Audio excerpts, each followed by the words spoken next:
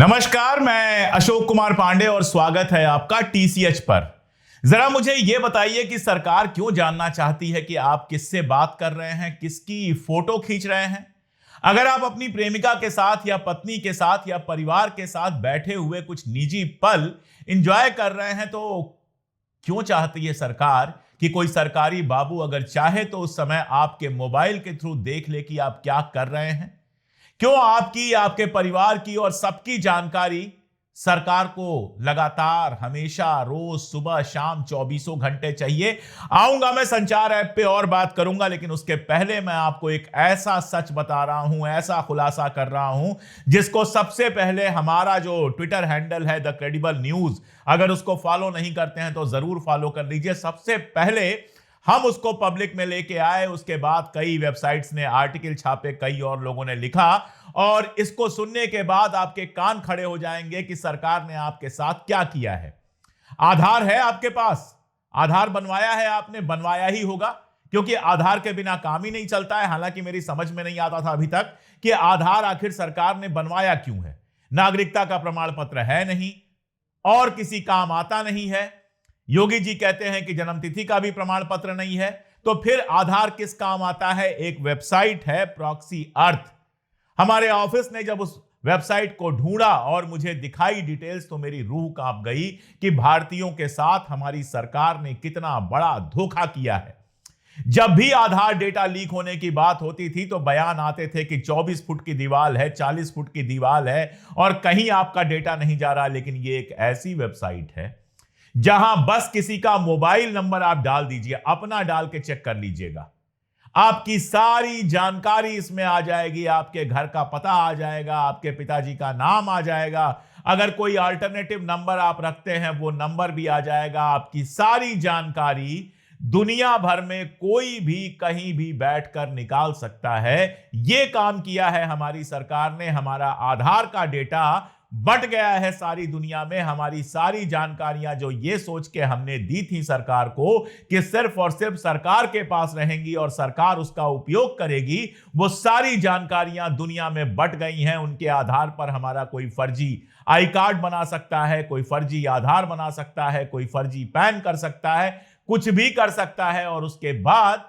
अगर कुछ होगा तो आप कोर्ट के चक्कर लगाते रहिए। कोई गवर्नमेंट, कोई पुलिस, कोई कानून आपके काम नहीं आएगा। महीनों आपको कोर्ट का चक्कर लगाना पड़ेगा, उसके बाद किस्मत रही तो आपको न्याय मिलेगा। यह डेटा निश्चित रूप से किसी सरकारी डेटा से या तो चुराया गया है या किसी करप्ट सरकारी अफसर या मंत्री ने पैसे लेकर हमारा डेटा बेच दिया है। और सरकार लगातार हमारा डेटा चाहती है।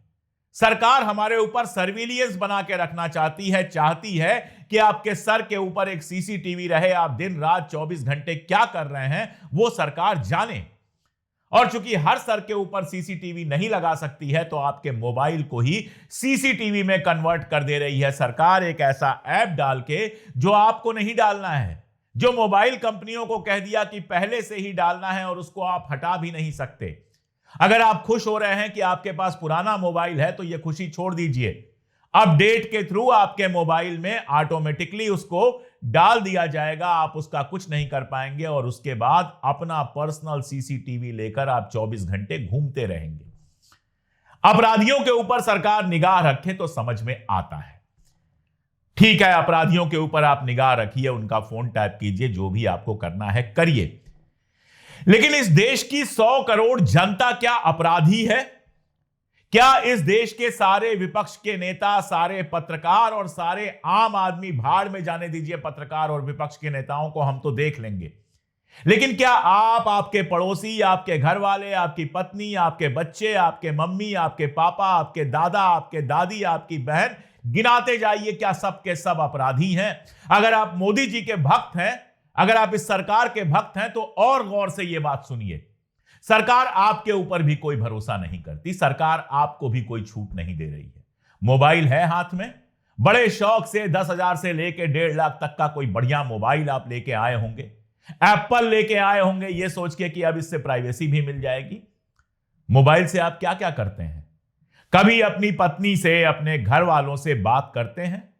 क्या आप चाहते हैं कि वो बात नरेंद्र मोदी सुने? नरेंद्र मोदी 24 घंटे बैठ के नहीं सुनेंगे, लेकिन कोई सरकारी कारकुन जब चाहेगा आपकी बात सुन लेगा। परमिशंस क्या क्या हैं वो जरा देखिए। कैमरे की परमिशन है, यानी कैमरा कभी भी वहीं बैठ के कोई सरकारी कर्मचारी आपका ऑन कर सकता है और पिक्चर और वीडियो बना सकता है। अब जरा सोचिए, रात को आप अपनी पत्नी के साथ सोने गए हैं और मोबाइल ऐसा ही होता है कि बगल में रख दिया जाता है और उस वक्त कोई तस्वीर खींचना चाहे, कोई सरकारी बाबू आपकी तस्वीर खींचना चाहे या वीडियोस बनाना चाहे तो बना सकता है। सर्विलियंस इस लेवल का है। तो मैं मोदी भक्तों से खास तौर पे पूछना चाहता हूं कि क्या वो इस बात के लिए तैयार हैं कि उनके कैमरे का परमिशन सरकार के पास हो, किसी सरकारी बाबू के हाथ में हो? मोदी जी तो बैठ के सर्विलियंस करेंगे नहीं। सरकारी बाबू होंगे, क्या आप चाहेंगे कि उनके पास हो? कॉल लॉग्स की परमिशन है, यानी आपने किसको कब फोन किया यह सरकार जब चाहे तब जान सकती है। 1 महीने पहले किसको फोन किया था, अभी सुबह किसको फोन किया है, शाम को किसको फोन किया है, यह सब जान सकती है। आपके फोन का स्टेटस जान सकती है, आपके एसएमएस पढ़ सकती है। आप जो भी टेक्स्ट मैसेज करते हैं, एसएमएस या एमएमएस, उसको आराम से पढ़ सकती है। आपका जो शेयर्ड स्टोरेज है, यानी आपने जो कुछ अपने फोन में रखा है, video, audio, photograph, phone number, जो भी जानकारियां रखी हैं, अगर आप नोट्स पे लिखते हैं जानकारियां, वो सब देखा जा सकता है। वो सारा स्टोरेज परमिशन है उसके पास, वो आराम से उसको देख सकते हैं। इसके अलावा अगर आप देखेंगे तो आपका फ्लैश जो है, यानी आपका टार्च जो है, वो तक बाहर से कोई जला सकता है। आपके वाइब्रेशन को कंट्रोल कर सकता है, यानी आप चाहें ना चाहें आपका मोबाइल वाइब्रेशन पर ऑन किया जा सकता है। ये सब छोटी मोटी चीजें हैं। एक और बात सुन लीजिए, आप कहीं हैं और नहीं चाहते हैं इंटरनेट चलाना, आपने इंटरनेट बंद कर दिया है, आपको शांति चाहिए, सरकारी बाबू कहीं बैठकर आपका इंटरनेट ऑन कर सकता है। सब कुछ ये जानकारी सरकार आपसे लेना चाहती नहीं है, लेगी। आपसे पूछा नहीं गया है कि देंगे कि नहीं देंगे। ऐप परमिशन नहीं देनी है आपको कि इस ऐप को किस चीज की परमिशन देंगे, किस चीज की परमिशन नहीं देंगे। ये ऐप आपके मोबाइल में प्री लोडेड होगा और आप चाहेंगे तो भी इसको ना मॉडिफाई कर पाएंगे, ना ही इसको हटा पाएंगे। अभी आप कोई ऐप डाउनलोड करते हैं, नहीं करते हैं, आपकी मर्जी। बहुत सारे ऐप आते हैं, दोस्त लोग कहते हैं इसको डाउनलोड कर दो, मैं कहता हूं नहीं यार, मुझे नहीं जरूरत है, मैं उस ऐप को डाउनलोड नहीं करता हूं। आप भी नहीं करते होंगे। और अगर डाउनलोड हो भी गया, आपको लगता है नहीं ये हमारी प्राइवेसी ब्रीच कर रहा है, बिना मतलब परेशान कर रहा है, तो उस ऐप को आप आराम से डिलीट कर सकते हैं। यानी अपने मोबाइल पर आपका इतना अधिकार तो है कि आप जब चाहें कुछ डिलीट कर दें, जब चाहें कुछ जोड़ लें। लेकिन यहां मोबाइल में पहले से ही जुड़ा हुआ ऐप आएगा जो आपके बेडरूम तक देख सकता है, जो आपका ड्राइंग रूम देख सकता है, जो आपको 24 घंटे सर्विलियंस में रखता है, 24 घंटे जो आपकी पहरेदारी करता है, लेकिन आप उसका कुछ कर नहीं सकते। आप चाह के भी उसको हटा नहीं सकते, आप चाह के भी उसकी कोई परमिशन ऑफ नहीं कर सकते। यह संचार साथी ऐप आपके मोबाइल में डाला जा रहा है। असल में चुपचाप तो यह खेल बहुत दिनों से चल रहा था। मेरे मोबाइल पर भी कई मैसेज आए थे जिसमें यह लिखा था कि आपका सिम अगर कोई फ्रॉडुलेंट तरीके से यूज कर रहा है तो ये वाला ऐप डाउनलोड कर लीजिए, पता चल जाएगा कि और कौन कौन आपका सिम यूज कर रहा है। मैंने नहीं किया, मैं आमतौर पे इस तरह की चीजें करता नहीं हूं। हम लोग वैसे भी गांधीवादी लोग हैं, दुनिया में कुछ छुपाते नहीं है, जो है सब सामने है। हमारी केवाईसी पता नहीं कितनी बार हुई है। आप बैंक से घर के लिए लोन लेने जाते हैं, छोटी छोटी चीज में केवाईसी होती है। होटल में रुकने जाते हैं तो आपकी आइडेंटिटी ली जाती है, विदेश घूमने जाते हैं तो आपकी आइडेंटिटी ली जाती है। तो केवाईसी कोई ऐसी बड़ी चीज नहीं है जिसके लिए मैं परेशान हूं। मेरी सारी जानकारी सरकार के पास है और मुझे इससे कोई बहुत बड़ी दिक्कत भी नहीं है। ठीक है, मैं जो करता हूं बता के करता हूं, डंके की चोट पर करता हूं। लेकिन जो नितांत निजी चीज है वो सरकार को क्यों जाननी है? मैं कहीं घूमने गया, वहां तक सरकार जानती है, मुझे कोई दिक्कत नहीं है। मैं भारत से निकलूंगा तो मेरे पासपोर्ट पे ठप्पा लगेगा, फिर मैं कहीं जाऊंगा, वहां उतरूंगा, वहां फिर पासपोर्ट पे ठप्पा लगेगा, वो सरकार जानती है, मुझे कोई समस्या नहीं है।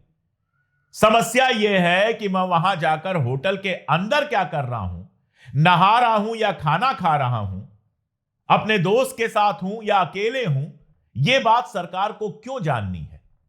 मैं होटल के बंद कमरे में अपने परिवार के साथ क्या कर रहा हूं, सरकार को इस पर नजर क्यों रखनी है?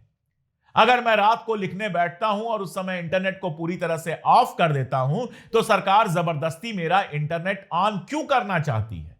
सवाल मेरा यहां पर है, और जब मैं कह रहा हूं तो इसमें आप भी शामिल हैं। सोच के देखिए कि सरकार को इतनी जानकारी की क्या जरूरत है। सरकार का दावा है कि यह नेटवर्क पर खोए हुए या चोरी के जो फोन है उनको ढूंढने के लिए, कोई फोन असली है कि नहीं IMEI की प्रामाणिकता सत्यापित करने के लिए, एक आईडी से कितने मोबाइल नंबर जुड़े हैं यह देखने के लिए, संदिग्ध जो कॉल आती है और संचार आता है उसका रिपोर्ट करने के लिए, और चोरी हुए उपकरणों को ट्रैक करने में पुलिस की सहायता करने के लिए। मैंने मान लिया सरकार का उद्देश्य बहुत ठीक है, मान लिया मैंने, लेकिन ऐसे में कैमरे की क्या जरूरत है?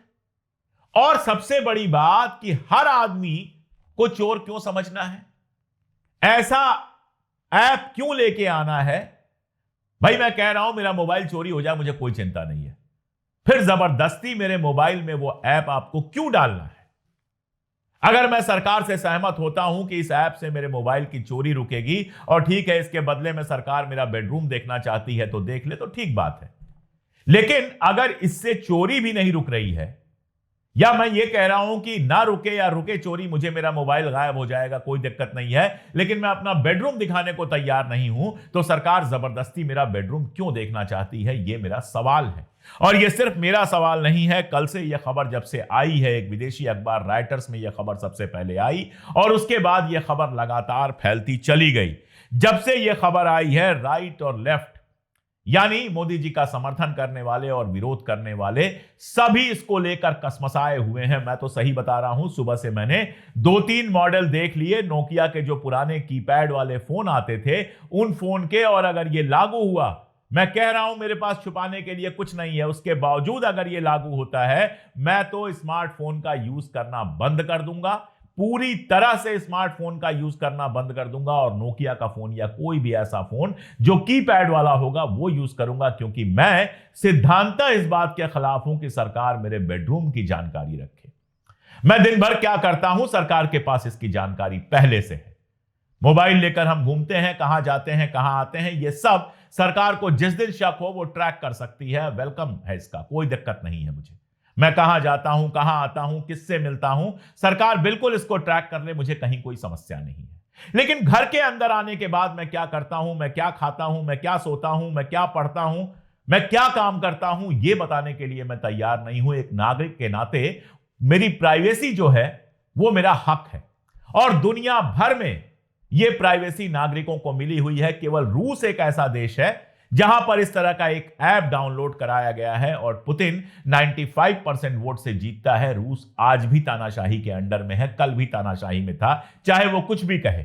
और तानाशाहों की यह आदत रही है कि जनता की स्नूपिंग करो। स्नूप गेट कांड बहुत ज्यादा हिट हुआ था, मैं उस पर बात नहीं करूंगा, लेकिन जनता की स्नूपिंग करना, जनता का सर्विलियंस करना, यह काम तानाशाहों का रहा है। ईस्ट जर्मनी की मैं कहानी सुनता हूं, जब ईस्ट और वेस्ट जर्मनी बटे थे, तब की कहानी यह है कि हर नागरिक की कई कई फाइल बनी हुई थी। हमारे एक परिचित हैं, जर्मनी में रहते हैं, उज्जवल भट्टाचार्य जी, उनसे एक बार मैंने बात भी की थी अपने चैनल के लिए। वो बताते हैं कि देखने गए तो उनके नाम की 6 फाइलें बनी हुई थी। 6 लोग उनको सर्विलियंस कर रहे थे, और उन 6 लोगों को भी 6 लोग सर्विलियंस कर रहे थे। यानी उस जमाने में इंटरनेट नहीं था, तो हर आदमी जासूस बना हुआ था। बाप बेटे की सर्विलियंस कर रहा है, बेटा बाप की कर रहा है, पत्नी पति की कर रही है, पति पत्नी का सर्विलियंस कर रहा है। अपने घर की जानकारियां लोग सरकार को पहुंचा रहे हैं, और जो नहीं पहुंचाए उसको देशद्रोही कह के जेल में डाल दिया जाएगा या गोली मार दिया जाएगा। लेकिन यह सब तानाशाही में होता था। लोकतंत्र नागरिक के व्यक्तिगत अधिकारों की बात करता है, लोकतंत्र नागरिक की व्यक्तिगत आजादी की बात करता है। लोकतंत्र में इस तरह का ऐप ले आना जो 24 घंटे आपके ऊपर नजर बनाए रखे, दरअसल तानाशाही की तरफ बढ़ना है। और एक और बात बोलूं, एसआईआर पर चर्चा चल रही है, जबरदस्त बहस चल रही है एसआईआर को लेके। लगातार नए नए खुलासे हो रहे हैं, शाम को बात करूंगा। खुलासा हो रहा है कि जब बन रहा था एसआईआर तो यह प्रपोजल था कि परेशान न किया जाए नागरिकों को, लेकिन उसको हटा दिया गया। इस तरह की तमाम सारी बातें हैं, करूंगा मैं। विपक्ष भी पीछे पड़ा हुआ है, सुप्रीम कोर्ट में भी सरकार जो है वो कहीं ना कहीं पीछे हटती हुई दिखाई दे रही है, वहां पर उसके तर्क बहुत सही नहीं लग रहे हैं। ऐसे में जानबूझ के ये शगुफा छोड़ा गया ताकि हम आप इस पर बहस करें और एसआईआर कुछ दिन के लिए भूल जाए, इस बीच में ये अपना काम करा लें।